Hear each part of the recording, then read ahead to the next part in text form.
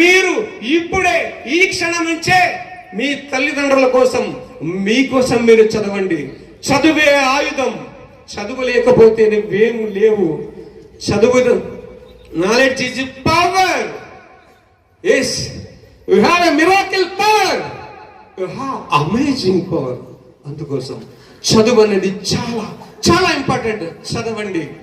Yes, నిద్రపోయి కలేది కళ, పగటి పూట కలేది పగటి కళ. నిద్రపోకుండా నిన్ను సతమతయించి నీ లక్ష్యం వైపు నడిపించేది నిజమైన కళ. అందుకోసం కళలు కనండి మిత్రులారా, కళలు కనండి. మీ కళల్ని సాకారం చేసుకోండి. మీ తల్లిదండ్రులు బ్రతికున్నప్పుడే వాళ్ళు కళ్ళారా మీ ఆనందాన్ని, మీ సక్సెస్ ని, మీ గెలుపుని వాళ్ళు చూడాలి. ఆ చూడాలి అంటే మీరు ఈ రోజు ఏమేమనుకున్నారో, డాక్టర్ కావాలి, ఇంజనీర్ కావాలి అని గొప్పగా కలలు కన్నారు కదా, అలా కనాలి అంటే మీరు కష్టంతో కాదు, ఇష్టంతో చదవండి. ఎలాంటి ఇష్టంతో చదవాలి? నువ్వు బుక్ ఓపెన్ చేయగానే ఎవరు కనపడాలి? నువ్వు ఎలా కనపడాలి? డాక్టర్ అయినట్టు, ఇంజనీర్ అయినట్టు, లాయర్ అయినట్టు, ఐపీఎస్ అయినప్పుడు నువ్వు ఎలా ఉంటావో, నీ స్టేట్ ఆఫ్ మైండ్ ఎలా ఉంటుందో, నువ్వు ఎలా నడుచుకుంటావో, నీ హోదా ఎలా ఉంటుందో అవన్నీ కూడా ఇప్పుడే అయినట్టు నీవు బుక్ ఓపెన్ చేయగానే నువ్వు కనిపించాలి. ఎలా? అలా కనిపించాలి. అలా కనిపిస్తున్నప్పుడు నీవే వద్దన్నా చదవగలుగుతావు. నువ్వు వేసే ప్రతి అడుగు కూడా నువ్వు ఎక్స్క్యూజ్ మీ, నీ పేరేంటమ్మా? చంద్ర, ఏం కావాలనుకుంటున్నావు? పోలీస్. ఎస్, నీ పేరు చంద్ర. నీ పేరు ఏం కావాలనుకుంటున్నావు?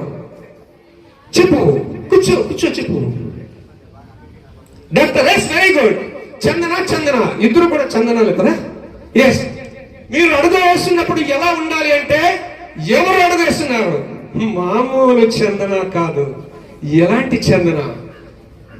ఎస్, పోలీస్ ఐపీఎస్ చందన అడుగు వేస్తుంది, డాక్టర్ చందన అడుగు వేస్తుందని మీరు ప్రతి అడుగును ఫీల్ అవ్వాలి. అలా మనస్ఫూర్తిగా మనసులో అనుకుంటూ అడుగు వేస్తున్నది ఎవరు? చందన అడుగు వేస్తుంది, ఐపీఎస్ చందన డాక్టర్ అడుగు వేస్తుంది అనుకోవాలి. మళ్ళా మీరు పనుకునే ముందు 5 నిమిషాల ముందు అనుకోవాలి, తెల్లవారుజామున 4 గంటలకు లేస్తుంది. ఎవరు లేస్తుంది చదవడానికి? ఐపీఎస్ చందన లేస్తుంది చదవడానికి. ఎస్, డాక్టర్ చందన లేస్తుంది 4 గంటలు. కానీ మీరు మనసులో అనుకొని పడుకోండి. మీ సబ్ కాన్షియస్ మైండ్ లో అది రిజిస్టర్ అయ్యి మీకు అలారామే అవసరం లేకుండా మిమ్మల్ని మీ లక్ష్యం వైపు వెళ్ళడానికి మిమ్మల్ని మీ మనస్సే లేపుతుంది మిత్రులారా. అందుకోసం మీరు ఈ రోజు నుంచి ఫీల్ అవ్వండి. ప్రతి అడుగును మీరు గమ్యం చేరిన తర్వాత మీరు ఆనందించడం కాదు, గమ్యంలో వెళుతున్నప్పుడు ప్రతి అడుగును మీరు ఆనందించాలి, అనుభవించాలి, సంతోషించాలి. అప్పుడే మీ గమ్యం ఎప్పుడు కూడా ఆనందం మీ వెంటే ఉంటుంది. Yes, okay, పాటిస్తారా? యాక్చువల్ గా నాకు చెప్పడానికి 2 గంటల టైం కావాలి, 1:30 నుంచి 2 గంటల టైం. అంత సమయం లేదు మిత్రులారా. మళ్ళీ